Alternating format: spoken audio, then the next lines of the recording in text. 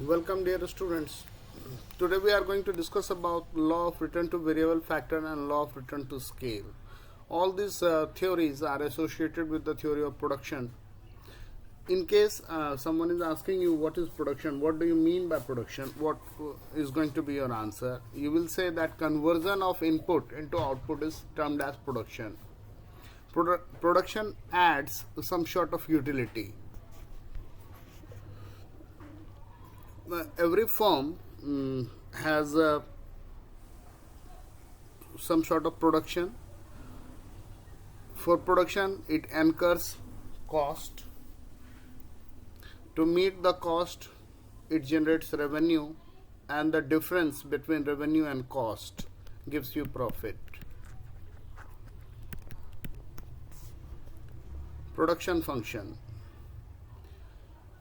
Production function की अगर हम बात करें तो बेसिकली क्या है, उत्पादन फलन अगर हम देखें तो ये क्या है, बेसिकली आपको ये बता रहा है कि कितना इनपुट डालोगे तो कितना आउटपुट आएगा।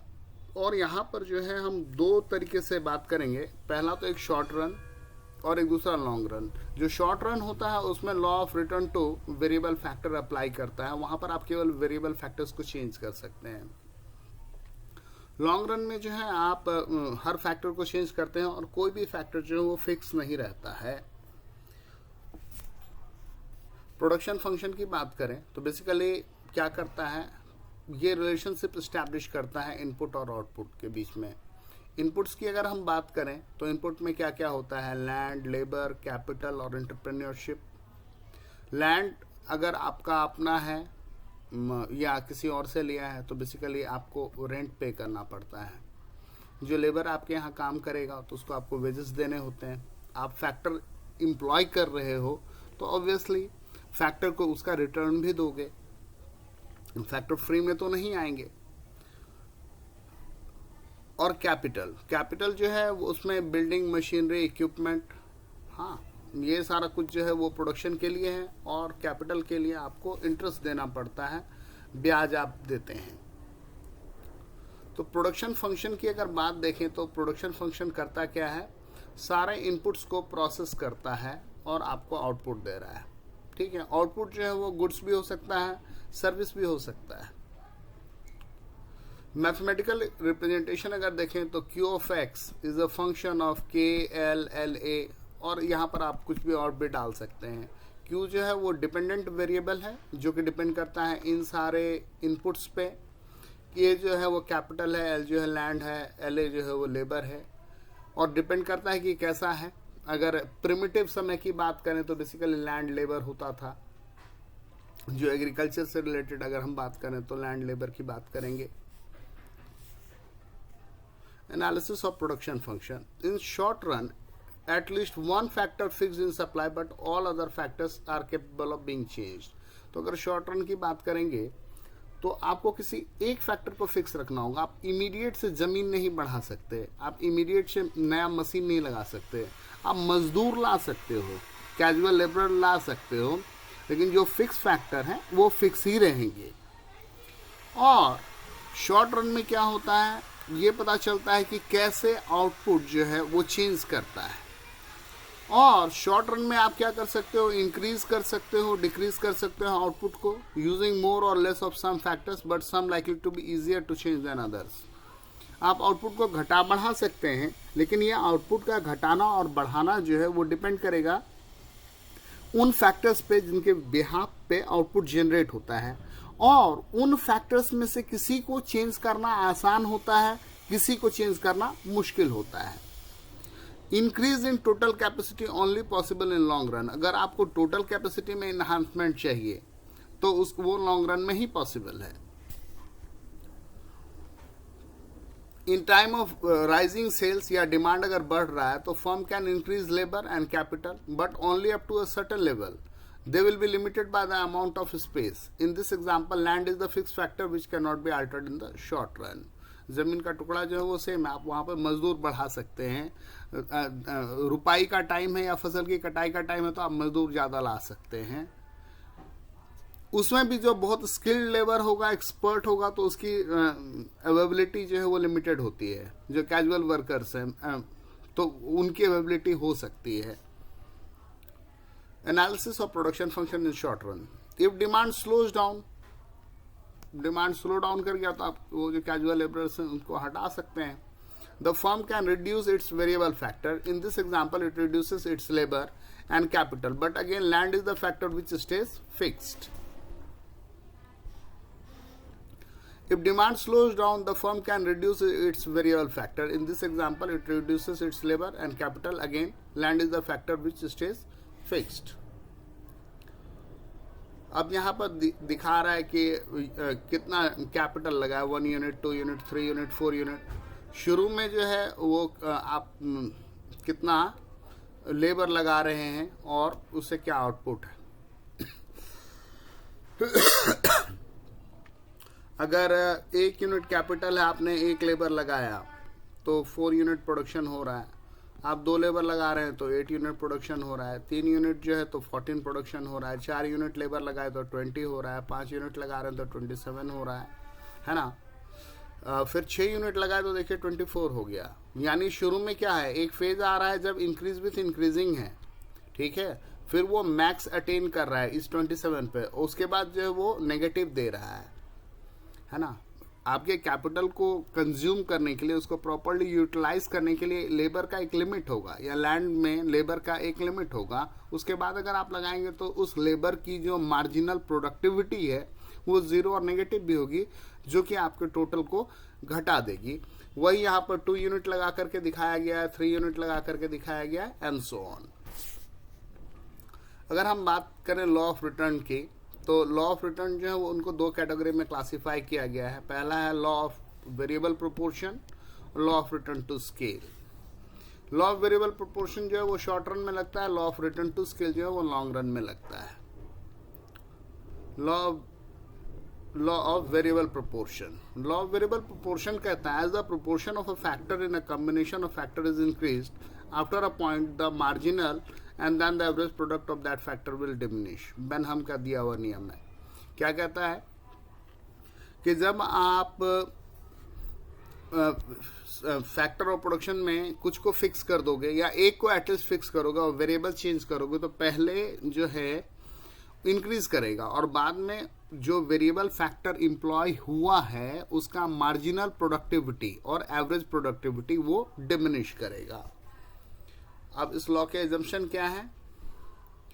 पहला एजम्पशन है कि एक फैक्टर जो है वेरिएबल होगा, बाकी फैक्टर्स आपको फिक्स रखने हैं. All units of variable factor are homogeneous. ये एक बड़ा एजम्पशन है. सारे फैक्टर्स जो है वेरिएबल के वो होमोजीनियस रियल वर्ल्ड में नहीं होते हैं. एक ही 2 मजदूर हैं तो दोनों की एफिशिएंसी अलग अलग होगी. There is no change in technique of production. और आपको ये भी मानना है कि शॉर्ट पीरियड में आपका जो प्रोडक्शन टेक्निक है वो चेंज नहीं हो रहा है. Factors of production can be used in different proportion. For example 2 Hector of land with 1 labourer और 2 Hector of land with 4 labours. Factors of production को आप अलग अलग कॉम्बिनेशन में लगा सकते हो. तो ये जो यहाँ पर एजम्पशन किया गया है कि फैक्टर्स आर होमोजीनियस, ठीक है, ये रियल वर्ल्ड में नहीं होता है, लेकिन एजम्पशन है तो हम मानेंगे लॉ के लिए. एक्सप्लेनेशन देखिए, लैंड का 1 यूनिट लिया गया, लेबर 1 यूनिट है, टोटल प्रोडक्ट जो है वो 2 है, मार्जिनल जो है वो 2 ही हो गया, एवरेज 2 हो गया. लैंड को आपको कांस्टेंट रखना है, ये आपका फिक्स फैक्टर है, ओके, और ये आपका वेरिएबल है. लेबर 2 बढ़ाए तो टोटल प्रोडक्ट जो है वो 5 हो गया. मार्जिनल प्रोडक्ट क्या हो गया? 5 माइनस 2, है ना. अगर एमपी की बात करें तो वो क्या होगा? TP minus TP n minus 1. तो 5 में से 2 गया तो 3. और अगर एवरेज की बात करें, अगर एपी की बात करें तो वो क्या होगा? TP by Q, TP by Q. तो यहाँ पर 5 को 2 से डिवाइड किया तो 2.5, जो कि यहाँ दिख रहा है. फिर थर्ड यूनिट लेबर डाला तो टीपी 9 हो गया. मार्जिनल जो है वो क्या हो गया? 9 माइनस 5 4. और एवरेज क्या हो गया? 9 को 3 से डिवाइड किया तो 3, एंड सो ऑन. और ये जो है आपका फर्स्ट स्टेज दिखा रहा है. फर्स्ट स्टेज में क्या होता है कि आउटपुट बढ़ता है, इंक्रीज विथ इंक्रीजिंग रेट होता है. Law of variable proportion can be explain with this table. Supposing you have a farm measuring 1 hectare, you also process agriculture equipment, seed, manure, सारा कुछ है. You want to grow tomatoes and potatoes, anything. You have to decide whether the number of laborers to be engaged for growing tomatoes, keeping all other factors constant. As you increase the number of laborers of the farm, their total average and marginal product will change. Second phase दिखा रहा है आपको कि आप 5 मजदूर कर दिए तो आउटपुट जो है वो 14 हुआ, 6 डाले तो 15 हुआ, 7 डाले तो 15 हो गया. मार्जिनल निकला हुआ, उसी चार्ट को कंटिन्यू किया है और एवरेज. और यहाँ पर क्या देख रहे हैं, जब 7वां लेबर डाल रहे हैं तो टीपी कांस्टेंट हो रहा है, वो बढ़ नहीं रहा है. ये टोटल प्रोडक्ट है, ये मार्जिनल प्रोडक्ट है, ये एवरेज प्रोडक्ट है. सेम चार्ट के फ्लो में पढ़िए इसको. और यहाँ देखिए जब 8वां लेबर डाल रहे हैं तो टोटल प्रोडक्ट घट जा रहा है और उस लेबर का जो मार्जिनल है वो नेगेटिव में जा रहा है. तो अगर यहाँ पर हमसे पूछा जाए कि ये हमको लेबर ये दे दे, मतलब हमको ये पहला और दूसरा दे दे और ये तीसरा दे दे, और बोले कि तुम बताओ कि ऑप्टिमम लेबर कॉम्बिनेशन क्या होगा, तो हम बोलेंगे कि 7 लेबर रखिए. हम तब तक लेबर को, वेरिएबल को एम्प्लॉय करेंगे जब तक मार्जिनल प्रोडक्ट उस पर्टिकुलर एक्स्ट्रा वेरिएबल का 0 ना हो जाए. जब वो नेगेटिव देगा तो उसके बाद आगे एम्प्लॉय नहीं करना है. अब इसका ग्राफिकली देखिए, समझते हैं कैसे है. देख रहे हैं ये जो है फर्स्ट फेज है अप टू एफ से लेकर के जी तक सेकेंड फेज है, और जी के बाद जो है वो थर्ड फेज है. पहला फेज जो है वो क्या हो रहा है, increase with increasing. Second phase में क्या हो रहा है, increase with diminishing, attaining max. और थर्ड फेज में क्या है कि डाउनवर्ड जा रहा है. और एक बात गौर कीजिए, यहां पर ध्यान से देखिए, बहुत गौर से देखिए. जब तक ये एमपी का कर्व एपी के कर्व के ऊपर है, ये देखिए ये आपका एमपी का कर्व है, ये जिसको मैंने ग्रीन से कलर किया. ओके, जब तक आपका एमपी का कर्व एपी के कर्व के ऊपर है, MP is greater than AP, AP rise कर रहा है. ये आपको पूछता है एग्जाम में. ओके, इस पॉइंट पर क्या देख रहे हैं, ये जो पॉइंट आई है वहां पर आप क्या देख रहे हैं कि जब एमपी बराबर है एपी के, ठीक है, तो एपी कांस्टेंट हो रहा है और वो एपी का मैक्सिमम है. हाँ, AP attains max, AP attains max. और जैसे ही ये नीचे आ गया, थर्ड फेज में क्या देख रहे हैं कि जब एमपी लेस देन एपी हो गया तो AP starts to fall, AP starts to fall. ये आपको पहला रिलेशन है जो आपको स्टैब्लिश करने के लिए ये 3 पॉइंट में बोलेगा. दूसरा रिलेशन जो है हम निकालेंगे एपी और एमपी वर्सेस टीपी. वो रिलेशन भी मैं लिख देता हूं, वो भी एग्जाम में पूछता है, उसको ध्यान से समझिए.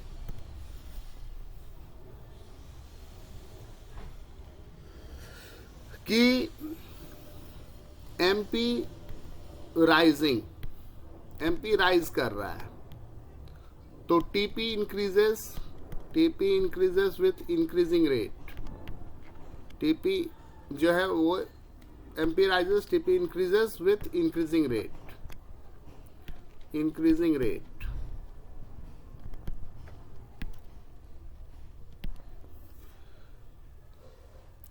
जब एमपी अपना मैक्स अटेन करता है तो टीपी का पॉइंट ऑफ इन्फ्लेक्शन आता है. ये एच पे अपना मैक्सिमम लिया है और इसका इन्फ्लेक्शन आया है, मतलब कर्व का कनकेविटी चेंज कर गया है. एमपी अटेन्स मैक्स,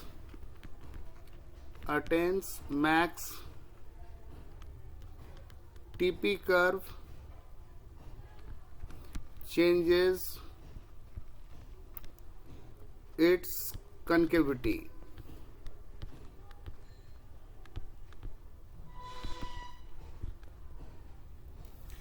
फिर क्या हो रहा है कि जब एमपी बराबर हो रहा है एपी के, हाँ, आफ्टर दैट पॉइंट